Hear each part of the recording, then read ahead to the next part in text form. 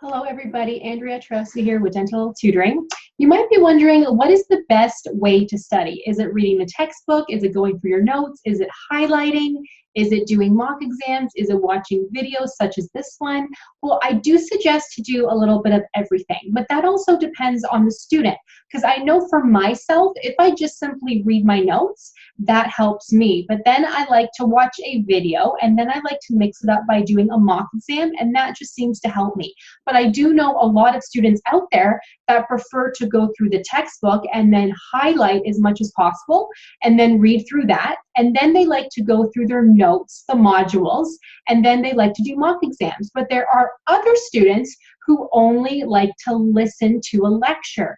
They'll read the notes afterwards, but the first thing that they like to do is listen to a lecture. So it does depend on you. But a little tip that I do have is to wait to do any mock exams until you study that certain topic. Because if you do a mock exam, let's just say on pharmacology first, you won't know any of the answers. You might think you have an idea, or you might be able to guess, but you don't actually know the answers. And for the mock exams, like with the board exam, there's no point just simply going through the questions and then just picking A, B, C, or D.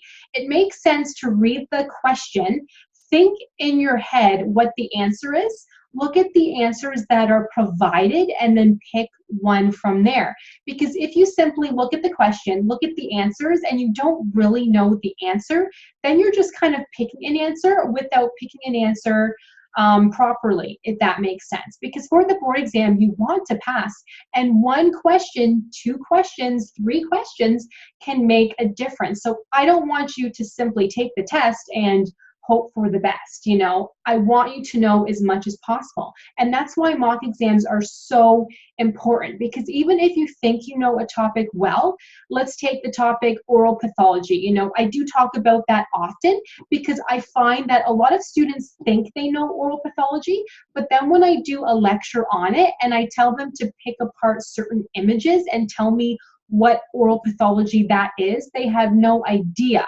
They thought they knew it, but once they see a different image on the same thing, they kind of look at it like, oh, that's not the image from the textbook. I don't know what that is. So that means that they were simply memorizing. But that's why mock exams are so helpful, because let's say you're pretty sure that you know oral pathology.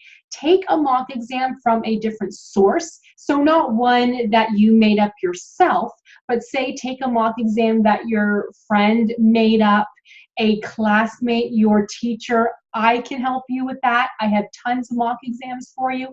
Take one of those mock exams when you think you know a topic very, very well, and when you think, okay, I know the topic perfectly, let's see if I do actually know it.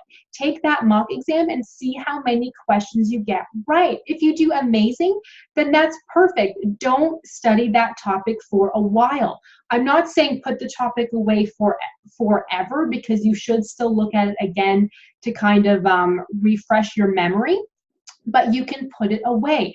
But let's say you take that mock exam and you're like, okay, I got less than half of the questions right.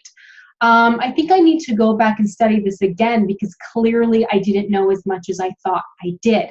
So that's why I say to take the mock exams after you study the topic for the most part. Because if you look at the mock exam first, then you're pretty much just looking at the questions that are in the mock exam and then studying only those questions when you go to study from your notes or from the textbook. But the board exam won't be on your mock exam questions. They may have similar questions, but you need to be well-rounded on everything in order to pass. And that's a very common mistake that I find a lot of students have, because we have our teaching sessions 2 Sundays a month as part of the Board Exam Prep Academy. And I find as I'm going through the questions on a certain topic, there are a lot of students who say to me like, oh shoot, I thought I knew this topic well, but as soon as you answered the questions in that way, it's telling me that I need to study things further because I'm very confused and I don't know what's going on. But then that can also help you come up with other questions. Like you might have thought you knew the stages of tooth development, but then if you see a certain question and you get the answer wrong, then you might be thinking, oh shoot, I thought that was in the first step, but that's actually the second stage. So what am I missing here? So that's why it's so helpful to talk to me and let me help you. Let me teach you so that if you don't understand something the first time, I can help you understand it the second time. Because there's nothing worse than not understanding something and then trying to understand it on your own, or have somebody else explain it to you that's getting you more confused because they may not actually know what they're talking about. So you should know it properly from somebody like me who has been tutoring for a long time and then helping students pass the board exam. Because I do have a way of explaining things in a certain way to make it so much easier to understand, especially if English is your second language, because that makes things even harder for you. But I can help you explain it in a certain way depending on what you know and then depending on what you're confused about. So if you need help, please let me know. You have all the unlimited support inside of Board Exam Prep Academy.